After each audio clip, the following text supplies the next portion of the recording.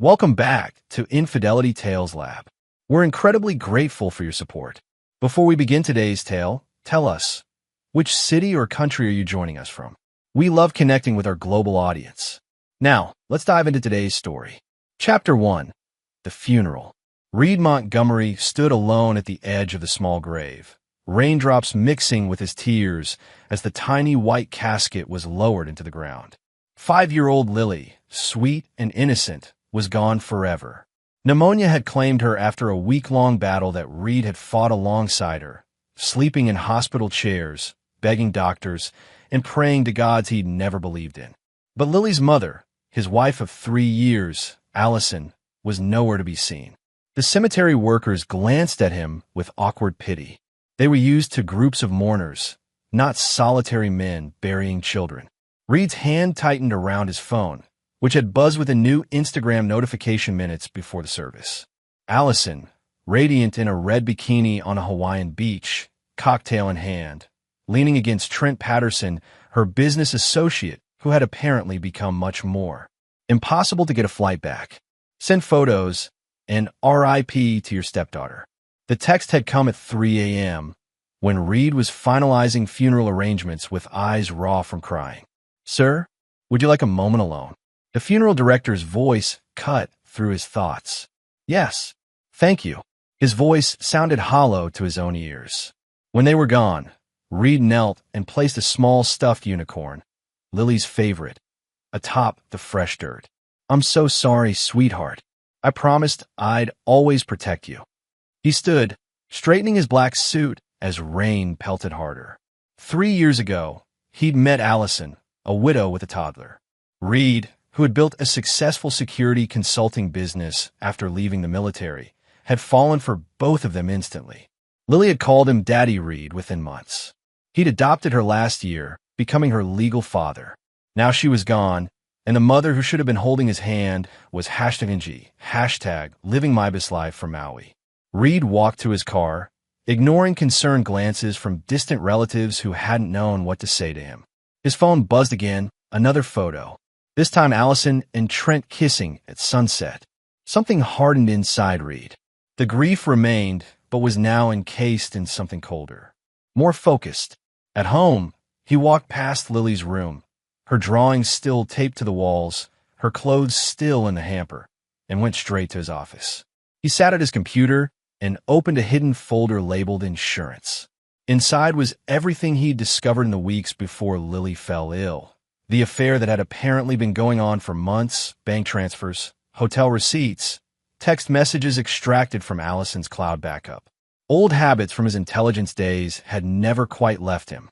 Reed had planned to confront Allison after Lily recovered. Now those plans had changed. They think they know what pain is, he whispered to the empty room. They have no idea. He began to type, systematically, meticulously. The first outline of a plan formed. Not a crime of passion, but something more lasting, more complete. The tears had stopped. There would be time for grief later. For now, there would be justice. His kind of justice. Chapter 2. Shadows of the Past. 2 weeks after the funeral, Reed sat across from Nora Bishop, his longtime friend and the best investigator he knew. They'd served together years ago in military intelligence before he'd moved to the private sector and she'd become a private detective. Jesus, Reed, I'm so sorry about Lily. Nora's eyes were pained. She'd met Lily several times, brought her gifts. I need everything, Nora, not just the affair. She nodded, sliding a thick folder across the table. It's worse than you thought. Trent Patterson isn't just sleeping with your wife. They've known each other for years, before you ever met Allison. Reed's jaw tightened. Go on. They grew up together in Phoenix. Dated in high school. His family moved. They reconnected about 4 years ago through Facebook. Right before her first husband died, Reed felt the blood drain from his face. Are you saying? Nora held up a hand. Her first husband's death was ruled accidental. Car crash, blood alcohol level through the roof. But he wasn't known to be a heavy drinker. And Lily? Was she? Biological father unknown. Allison was already pregnant when she married husband number 1. DNA wouldn't match him or you. Reed closed his eyes.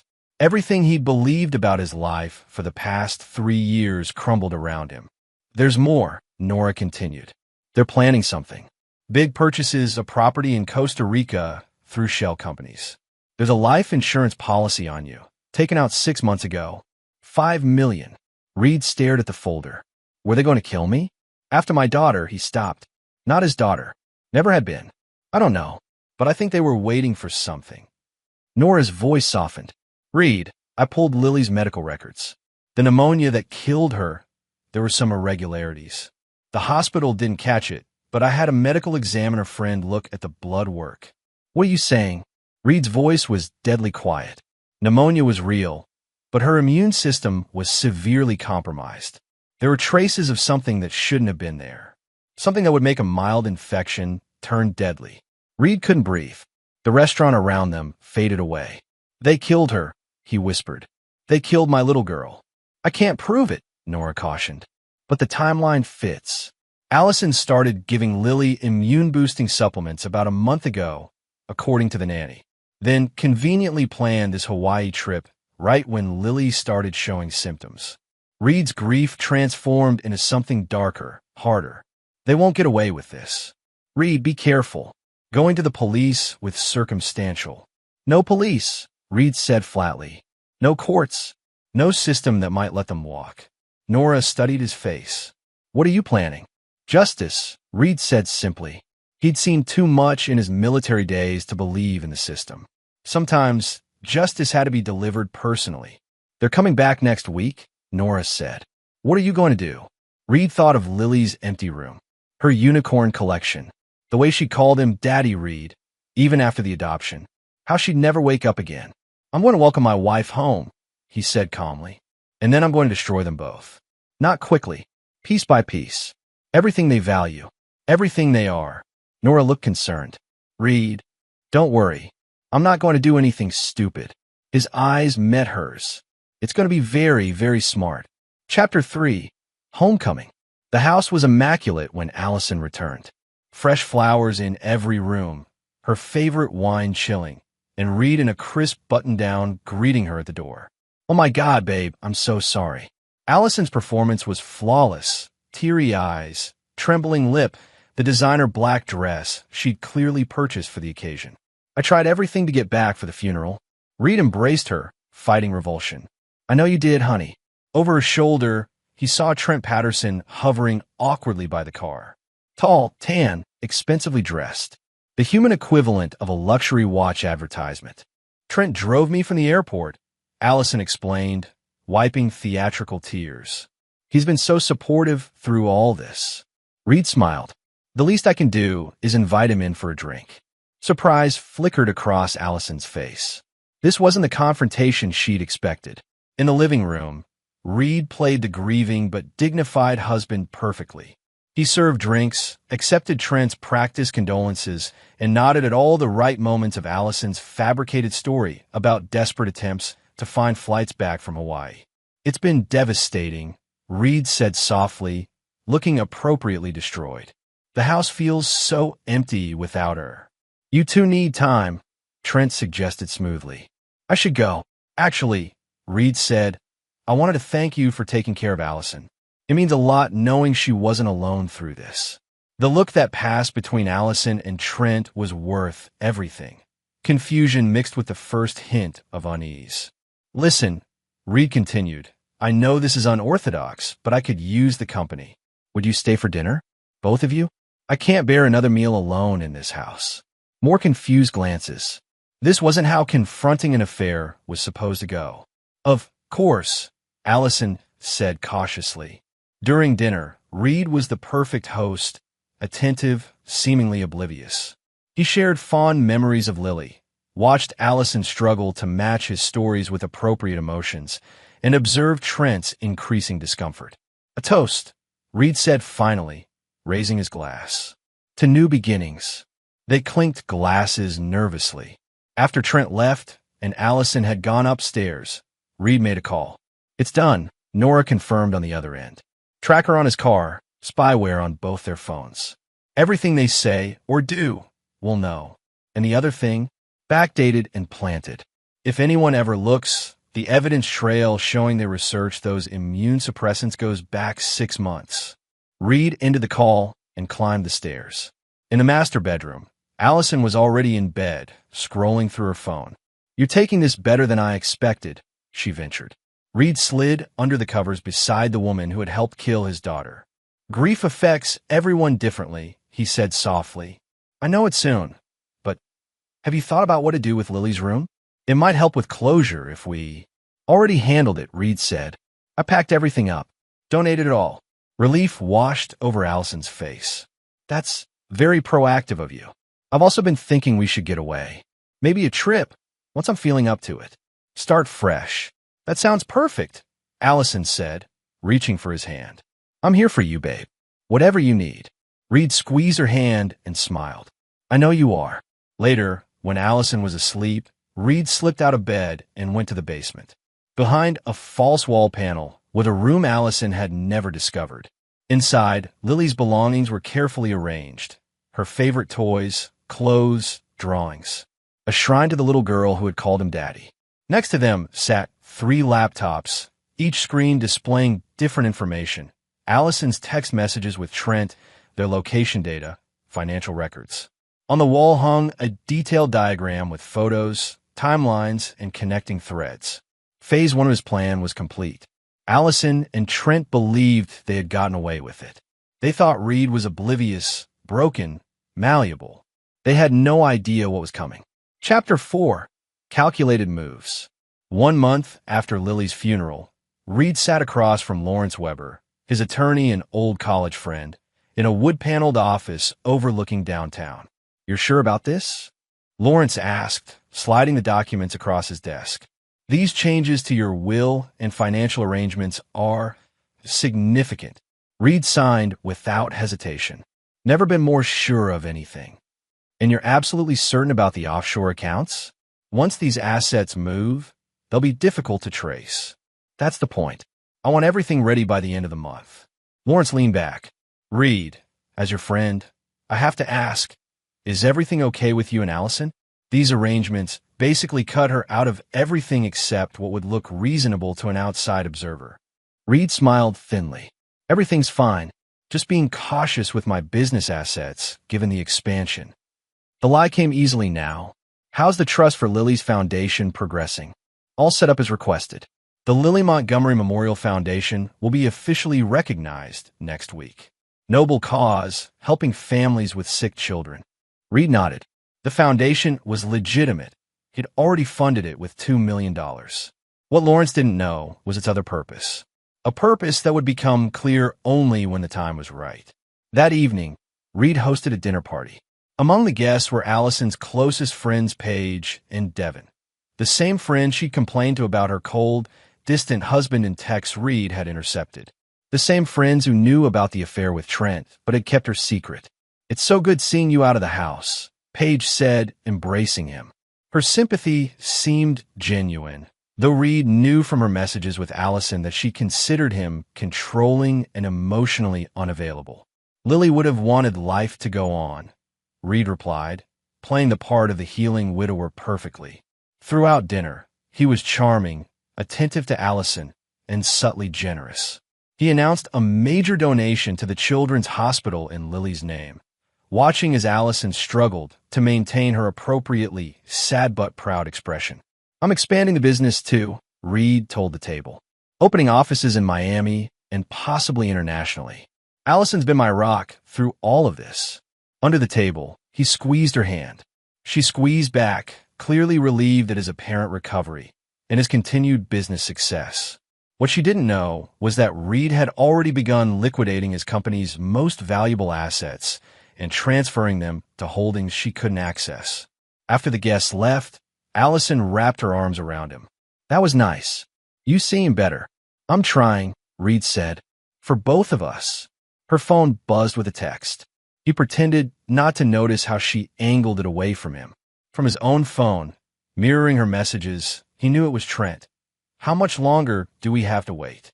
"Work never stops," she said with a practiced laugh, quickly typing back soon. "He's getting better. Be patient."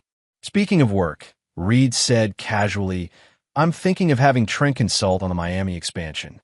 He knows the market there, right? Allison nearly dropped her wine glass. Trent? I guess he does. That's generous of you. I know you two are friends, and I could use someone I can trust. Reed watched the guilt and calculation battle on her face. Unless you think it's a bad idea? No. I mean, it's a wonderful idea. He's very talented. Great. I'll set up a meeting next week. Reed kissed her forehead. I'm going to finish some work. Don't wait up. In his office, Reed made a call. She took the bait, he told Nora.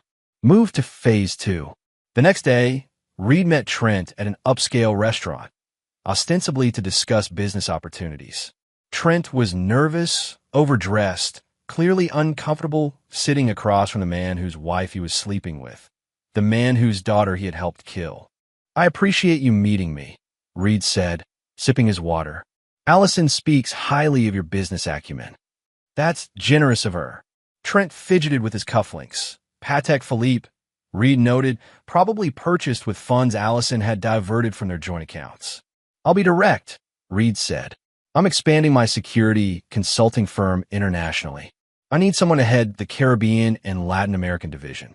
Someone I can trust implicitly. Trent's eyes widened. And you're considering me? Competitive salary, equity options, and relocation to Miami. You be building the division from the ground up. I don't know what to say.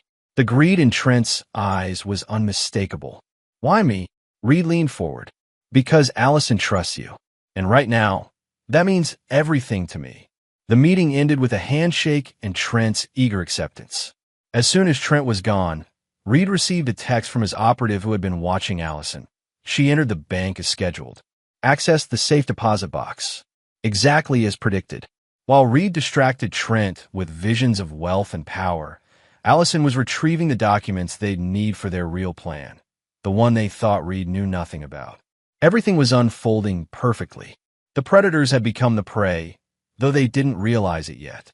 Later that night, Reed accessed the camera he'd hidden in their bedroom and watched as Allison made a call to Trent. He's offering you the job? That's perfect, she whispered excitedly.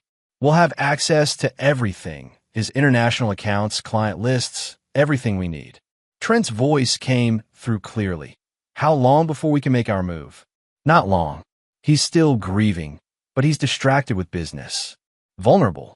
The life insurance policy needs 6 more months before the suicide exclusion expires. We can't wait that long. Costa Rica is ready now. Then we do it the other way, Allison said coldly. Accident. Voting. You know people who can make it happen. Reed closed the laptop. He had what he needed. They weren't just planning to steal from him. They were planning to kill him, just as they had killed Lily. He opened his safe and removed a small vial.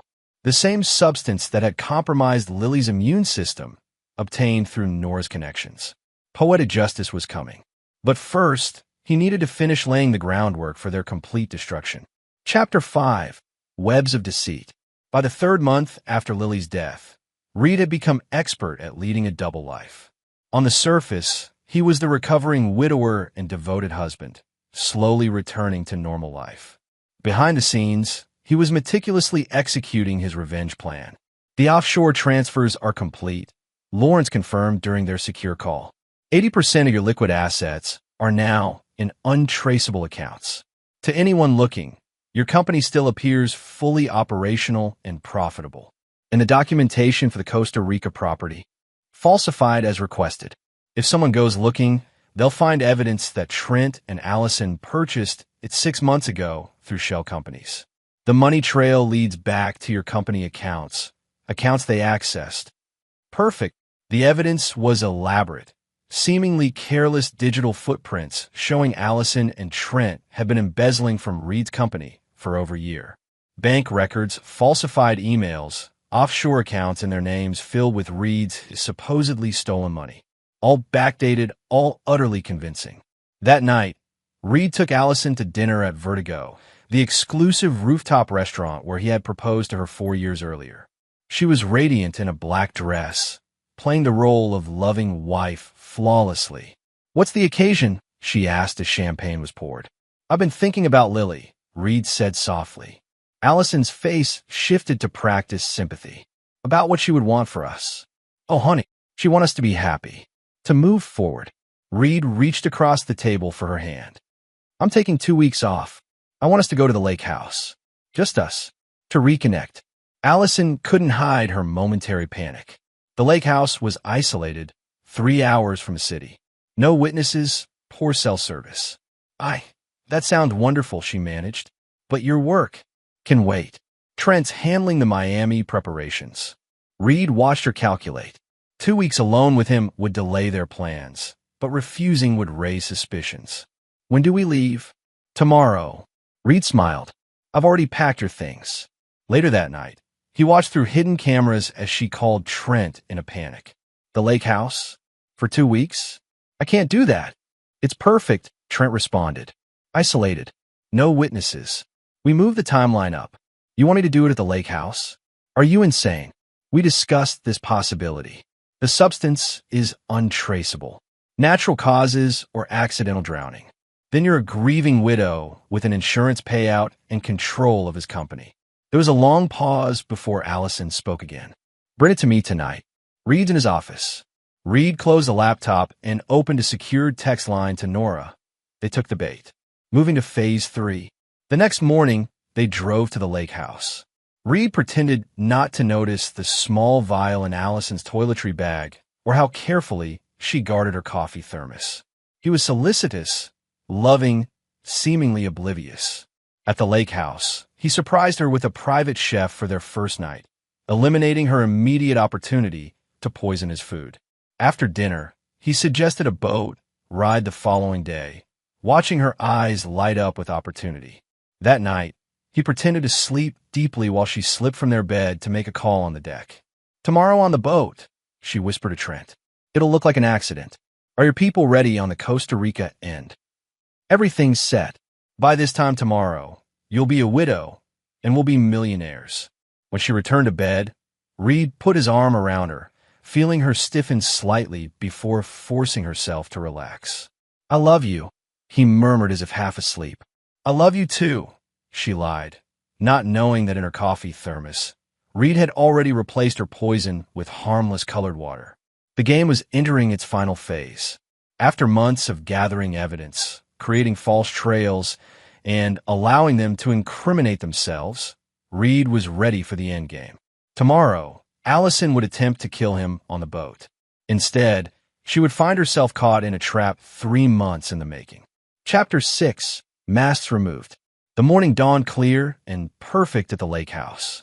Reed prepared breakfast, watching Allison carefully adding what she thought was poison to his coffee. He drank it with a smile. Perfect day for the boat, he observed casually. On the water, Reed steered them to the center of the lake. Allison grew increasingly confused and anxious as he showed no signs of illness. Is something wrong? He finally asked. You seem disappointed. What? No, She stopped as Reed reached into a compartment and removed a tablet, turning the screen toward her. On it played a recording of her conversation with Trent from the previous night, planning Reed's accident. The color drained from her face. Reed, I can explain. Like you can explain, Lily? His voice was deadly calm. Confusion crossed her features. What about Lily? The supplements you gave her. The ones that compromised her immune system, so a simple infection would turn deadly. Horror replaced confusion. You think I killed Lily? My own daughter. Not your daughter, Reed said coldly. She was never your daughter. Just like I was never really your husband. We were just means to an end, weren't we? Bank accounts to drain, life insurance policies to cash in. Reed, you're not making sense. I love Lily. I'm her mother. DNA says otherwise. She wasn't your first husband's child. She wasn't yours at all. Allison's shock seemed genuine, but Reed wasn't fooled. He'd seen her act the grieving mother too, convincingly. I didn't poison my coffee this morning, did I? He asked quietly. Allison's eyes darted to the thermos, then back to him. I don't know what you're talking about.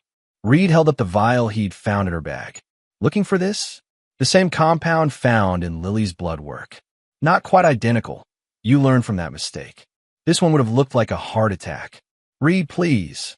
3 months, he continued calmly. 3 months I've watched you and Trent plan my death. 3 months I've gathered evidence, recorded conversations, documented everything. 3 months I've pretended to be the oblivious husband while you plotted to kill me, just like you killed Lily. Allison's face transformed, the mask of loving wife finally dropping. You have no proof of anything. I have everything, Allison. Your conversations with Trent going back a year. The bank transfers. The property in Costa Rica. The life insurance policy. It's your word against mine, she said coldly. And Trent has very powerful friends. Reed's laugh was chilling. Do you think I was just collecting evidence? I was creating it too. As we speak, federal agents are at our house with a warrant. They'll find evidence of embezzlement from my company.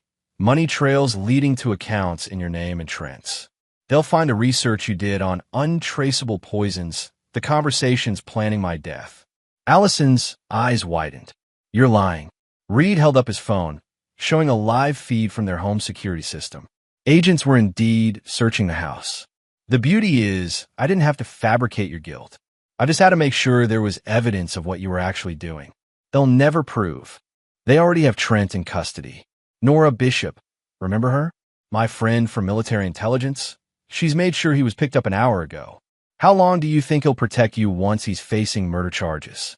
Allison lunged for Reed, her face contorted with rage and fear.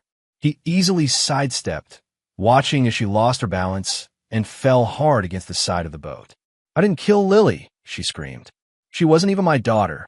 She was some brat my ex was raising when I met him. I just played mommy because you fell for the whole package. Instant family, ready-made. Reed felt a cold satisfaction at finally hearing the truth. So you admit you were using me from the beginning? Of course I was using you. Your perfect business, your perfect house, your disgusting devotion to a child that wasn't even yours. Trent and I had plans long before you came along. Reed calmly took out his phone and stopped the recording app. Thank you for that confirmation. Allison's face went slack as she realized what she'd done. The federal agents are real, Reed said quietly. The evidence against you and Trent is real. But there's something I didn't mention. He reached into his jacket and removed an envelope, handing it to her. Open it. With trembling hands, Allison opened the envelope and removed documents. Medical reports, toxicology results, DNA tests. Lily died of pneumonia, Reed said, his voice finally breaking. Natural causes. There was nothing in her system. No poison. No immune suppressants. She just got sick and she died. Allison stared at him in confusion. Then why? Because I needed to know what kind of monster I married. I needed to see how far you would go. Reed's eyes were cold. And now I have. You may not have killed Lily, but you were planning to kill me. You've admitted it, and I have it recorded. The realization of what had happened dawned on Allison's face. You set me up. I gave you an opportunity to show your true self. You did the rest. Reed started the boat's engine. We're going back now. There are people waiting for you. Wait. Desperation filled Allison's voice. Whatever Trent told you, he was the one who planned everything. I can help you get him. All the money he stole from you, I know where it is. There is no stolen money, Reed said simply. I moved my assets months ago.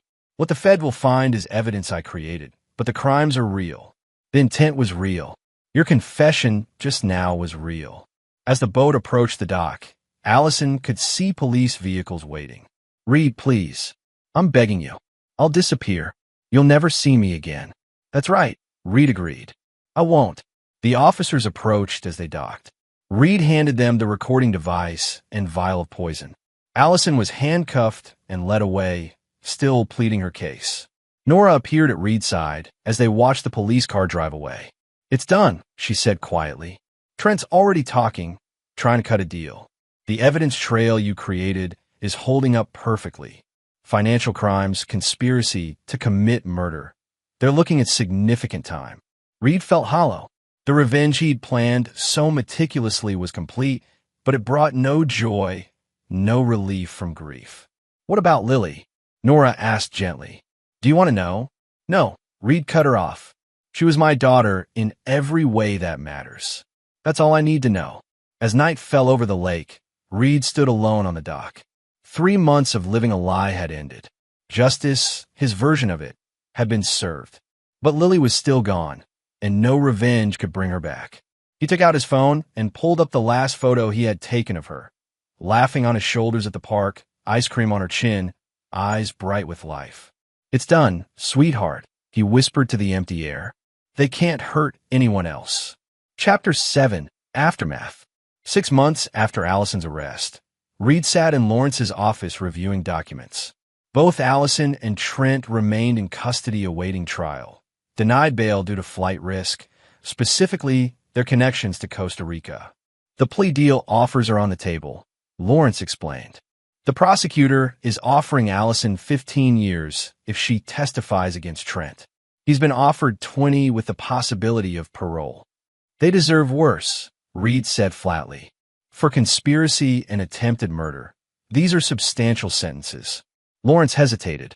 "There is another development. Allison is claiming she has information about Lily's biological parents." Reed's jaw tightened. "Irrelevant. She wants to trade this information for a better deal. Lily was my daughter. DNA doesn't change that." Lawrence nodded sympathetically. "There's also the matter of your company. With the evidence of their conspiracy made public, clients are returning. The firm is largely recovered." Reed had spent the past months rebuilding what he'd intentionally dismantled. The security consulting business was once again profitable, though he no longer found satisfaction in it. "I'm selling," Reed announced. "Already have a buyer lined up." Lawrence looked surprised. "Are you sure? After all you've done to protect it?" "The company was just a tool, a means to an end." Reed stood and walked to the window. "I've established the Lily Montgomery Foundation with the proceeds. It will provide support for adoptive parents and children." "And what will you do?" Reed had been asking himself the same question. The single-minded focus on revenge that had sustained him was gone, leaving an emptiness he didn't know how to fill. That evening, Reed visited Lily's grave for the first time since the funeral. He'd avoided it, channeling his grief into vengeance instead. Now, with revenge accomplished, the grief remained. He placed fresh flowers beside the small headstone. "I miss you every day," he whispered. A woman's voice came from behind him. "Mr. Montgomery?" Reed turned to find a slender woman with tired eyes. She seemed vaguely familiar, though he couldn't place her. "I'm Meredith. Meredith Banks. I don't know if you remember me." The name clicked. "You were Lily's preschool teacher." She nodded. "I've been wanting to reach out since the funeral, but with everything that happened afterward, with Allison..." She trailed off. "I'm sorry. That's not why I came." "Why did you?" "I volunteer with a group that works with foster children. There's a little boy." She stopped herself. "I'm sorry. This isn't the time." Reed studied her face. "What about him?" "He's 4. His mother died of an overdose. No father in the picture. He's been in 3 foster homes already. He has these drawings." She reached into her bag and pulled out a folded paper. "He drew this for me." The crayon drawing showed 2 stick figures, a tall one and a small one, standing beside what looked like a castle. He said it's his dream home with his dream dad. Meredith's voice softened. "He reminds me so much of Lily. Same imagination. Same heart." Reed took the drawing, something shifting inside him. "What's his name?" "Oliver. Everyone calls him Ollie." 2 weeks later, Reed sat in a small room at the Family Services Center, watching as a small boy with serious eyes and unruly brown hair entered cautiously. "Ollie, this is Mr. Montgomery," the social worker said gently. "He's the one who wanted to meet you." The boy approached carefully, studying Reed with an intensity beyond his years. "Are you going to be my new foster dad?" "I'd like to get to know you first," Reed said honestly. "See if we get along." Ollie considered this. "Do you like dinosaurs?" "Who doesn't? My last foster dad didn't." Ollie's face clouded. "He said they were stupid." "Well, he was wrong about that," Reed said firmly. "Dinosaurs are fascinating. I have some books about them at home." Ollie's face brightened slightly. "Can I see them sometime?" "I'd like that." Over the next months, Reed's life found a new purpose. Weekends with Ollie became the center around which everything else revolved. They visited museums, parks, built elaborate dinosaur habitats, and slowly healed each other's hearts. On a crisp autumn day, Reed received a call from Lawrence. Allison took the plea deal. 15 years, no parole. Trent got 25 when he tried to back out of his cooperation agreement. And the foundation? Fully operational. The first grants went out last week. 20 families receiving adoption assistance. Good. Reed looked out the window to where Ollie was carefully helping the landscapers plant flowers around Lily's memorial garden. The adoption application was already in process. Justice had been served, not by the system, but by Reed's own calculated revenge. Yet the true healing had come not from watching Allison and Trent's destruction, but from finding Ollie, from choosing to build something new from the ashes of betrayal. Chapter 8. Ghosts of the Past. A year after Allison's conviction, Reed sat in his home office reviewing the final adoption paperwork for Ollie. The process had been lengthy, but was finally nearing completion. At 5 years old, Ollie had already spent 6 months living with Reed as his foster son. The house once again filled with children's laughter and dinosaur figures. The doorbell rang. Reed wasn't expecting visitors. Through the security camera, he saw a middle-aged woman with familiar features that sent a chill down his spine. "Can I help you?" he asked through the intercom. "Mr. Montgomery? I'm Patricia Porter, Allison's mother." Reed briefly considered not answering, but curiosity won out. He opened the door, but didn't invite her in. "What do you want?" Patricia looked nervous. "I know what my daughter did. I'm not here to defend her." "Then why are you here?" "Because of Lily." She held out an envelope. "Allison told me things about Lily not being her biological child, about you not knowing the truth." Reed's jaw tightened. "Lily was my daughter." "Yes, she was," Patricia agreed softly. "But don't you want to know where she came from? Who her birth parents were?" "No." The answer came automatically. Patricia nodded sadly. "I understand. But if you change your mind." She placed the envelope on the porch step. "This has everything Allison knew about Lily's origins. Medical history, too. Things that might be important someday." After she left, Reed stared at the envelope for a long time before finally picking it up. He placed it unopened in his safe, unsure if he would ever want the answers it contained. That night, after tucking Ollie into bed with a story about Triceratops, Reed's phone rang with an unknown number. Against his better judgment, he answered. Reed Montgomery. The voice was unfamiliar, female, professional. "Mr. Montgomery, I'm calling from Lakeside Correctional Facility. An inmate, Trent Patterson, has requested to speak with you. He claims to have information regarding the death of your daughter." Reed's hand tightened around the phone. "Tell him to go to hell." "Sir," he was quite insistent. "He said it's about what really happened to Lily and that Allison lied to everyone, including you. My daughter died of pneumonia. Natural causes. Mr. Patterson claims otherwise. He's requesting a meeting." Reed's mind raced. The toxicology reports had been clear. No poison in Lily's system. But what if there was something else? Something he had missed? "I'll think about it," he said finally and ended the call. 3 days later, Reed sat across from Trent Patterson in the prison visiting room. The once handsome man looked haggard, prison clearly not agreeing with him. "You have 5 minutes," Reed said coldly. Trent leaned forward. "Allison lied about everything, including to me. Lily wasn't some random child her ex was raising. Lily was mine." Reed felt as if he'd been struck. "What?" "Allison and I were together before she met her first husband. She got pregnant, but we broke up. She never told me about the baby. Years later, when we reconnected, she mentioned her daughter but led me to believe the child was her husband's. It wasn't until after we started seeing each other again that she admitted Lily was mine." "You expect me to believe this?" Trent's eyes were desperate. "DNA will prove it. I don't expect forgiveness, but you deserve to know. If she was your daughter, why would you—" Reed couldn't finish the sentence. "I never harmed Lily. Neither did Allison.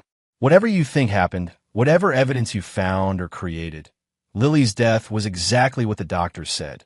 Pneumonia. A terrible, tragic accident." Reed stood abruptly. "Time's up." "There's more," Trent said urgently. "About Ollie." Reed froze. "What did you say?" "The boy you're adopting.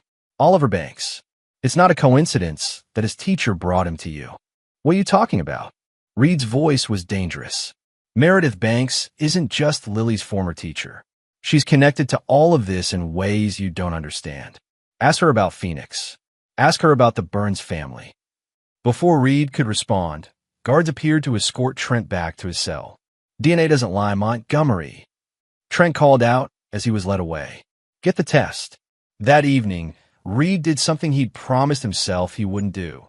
He opened the envelope from Patricia Porter. Inside were birth records, medical documents, and a handwritten letter that made his blood run cold. According to the documents, Lily had indeed been Trent's biological daughter. But more disturbing were the connections outlined in Patricia's letter. Connections between Allison, Trent, Meredith Banks, and a family called Burns from Phoenix, Arizona. Reed immediately called Nora. I need you to look into someone. Meredith Banks, and a family named Burns from Phoenix. What's going on, Reed? I don't know yet, but something about Ollie's placement with me doesn't feel right. Trent said it wasn't a coincidence. 24 hours later, Nora arrived at Reed's house with a thick folder. Ollie was at school, giving them privacy. You're not going to like this, she warned, spreading photographs and documents across the table. Meredith Banks was born Meredith Burns. She's Trent Patterson's cousin. Reed felt the floor tilt beneath him. What? There's more. The Burns family had connections to a private adoption network that operated in the gray areas of legality. Meredith worked with them before becoming a teacher. Are you saying Ollie is part of some scheme? That his placement with me was engineered? Nora hesitated. I think Meredith deliberately brought Ollie to your attention, yes. But the boy's background checks out. Mother deceased from overdose, no father on the birth certificate. Why would she do this? What's the endgame? I don't know yet, but there's a financial angle I'm still tracking down. Properties held in trust, offshore accounts that might connect to the Burns family. Reed looked at the photo of Meredith, trying to reconcile the kind teacher with this web of deception. Does she know I'm onto her? No reason to think so. But Reed, be careful. If this is some kind of long con, you and Ollie could both be pawns. After Nora left, Reed sat alone, struggling to process these revelations. Had his grief made him vulnerable to manipulation? Was his connection to Ollie part of some elaborate scheme he didn't yet understand? He looked at the photo of Ollie on his desk, gap-toothed smile, trusting eyes. Whatever game was being played, Ollie was innocent. Reed would protect him, just as he had tried to protect Lily. The next day, Reed arranged to meet Meredith at a coffee shop near the school.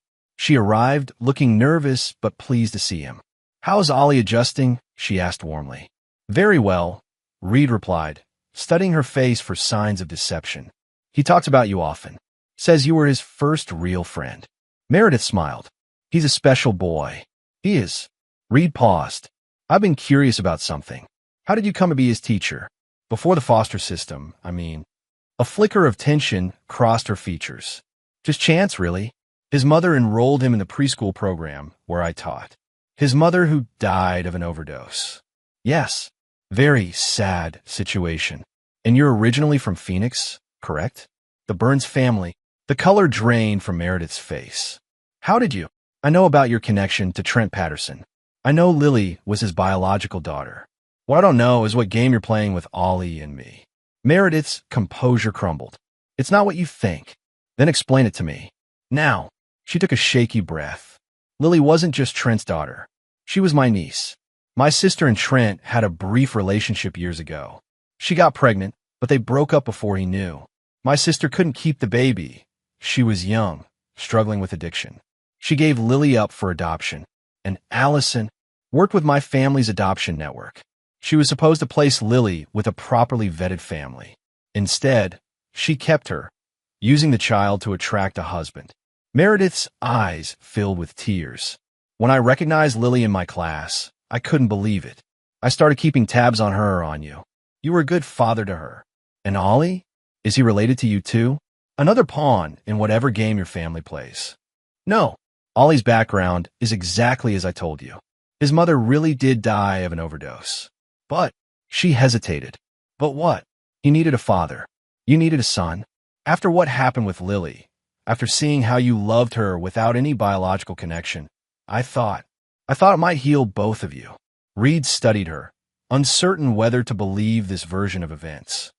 In the Burns family adoption network, the offshore accounts. Surprise flickered across her face. How much do you know? Enough to destroy whatever is left of your family if you're lying to me. Meredith seemed to make a decision. The network wasn't just about adoptions. It was about money.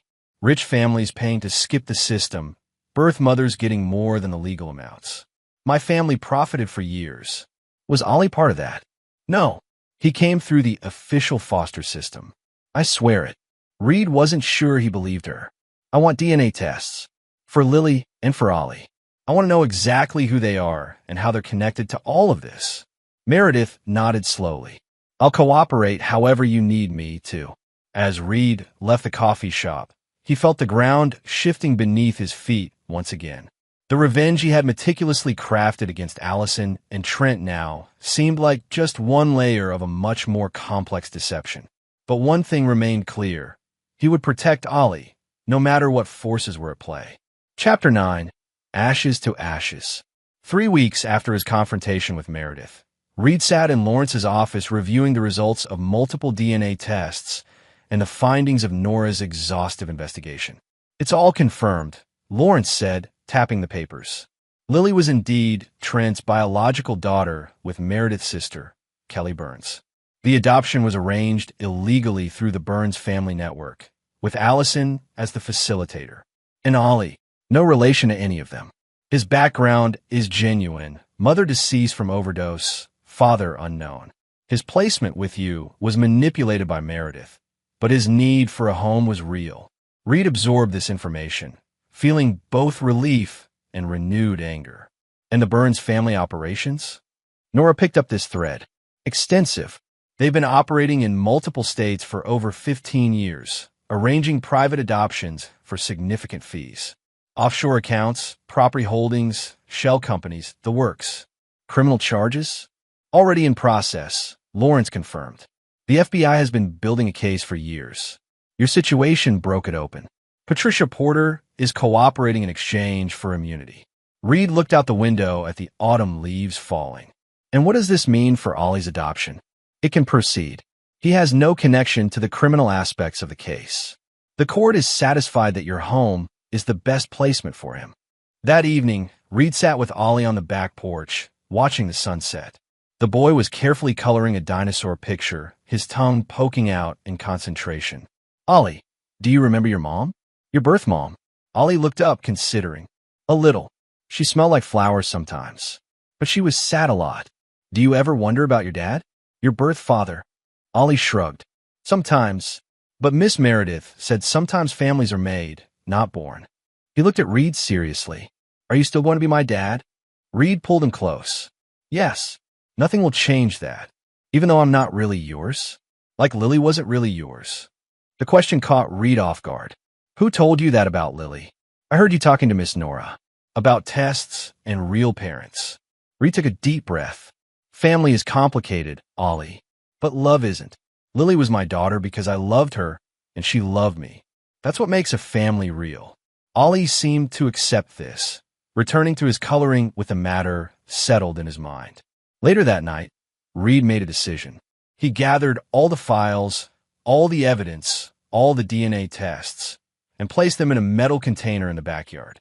One by one, he fed the papers into the flames, watching the past turn to ash.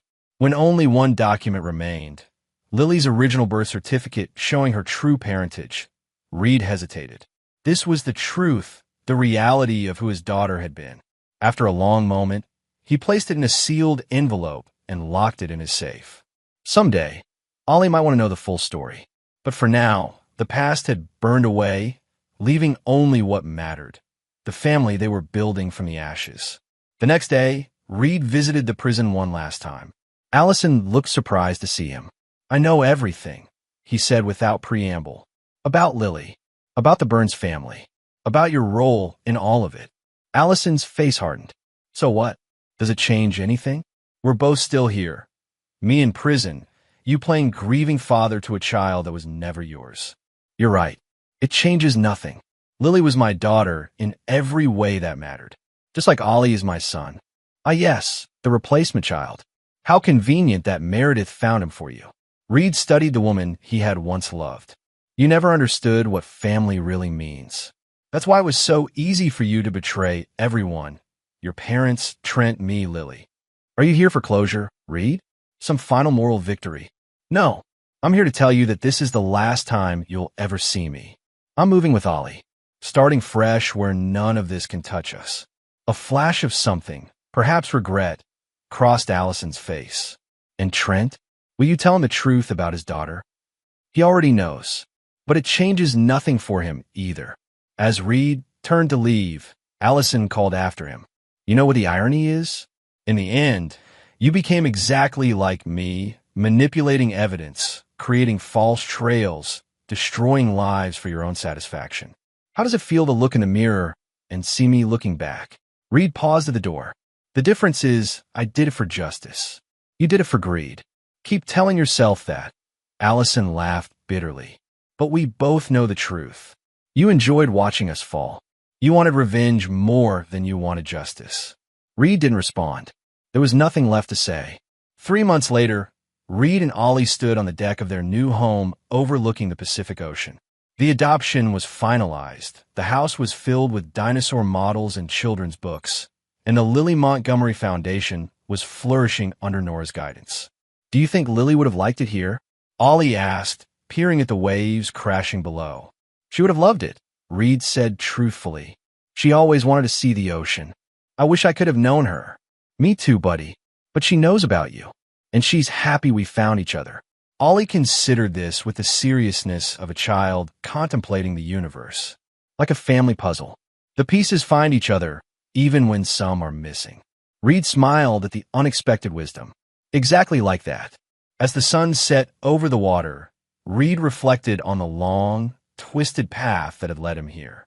The betrayal, the grief, the revenge, the revelations, all of it had forged a new beginning from the ashes of the past.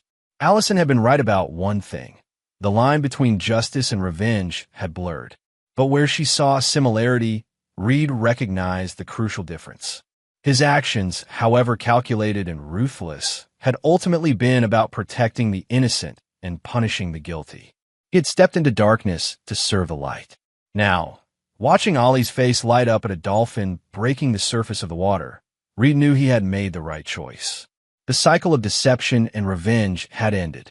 In its place was something authentic and healing, a second chance at being a father, at creating a family built on truth rather than lies. From the ashes of betrayal, something new and genuine had emerged. And that, Reed decided, was the truest revenge of all. And there you have it. Another story comes to an end. What did you think? I'd love to hear your thoughts in the comments below. If you enjoy this story, consider joining our community by subscribing. It means the world to us. For more stories like this one, check out the recommended videos on screen. And I'll see you there.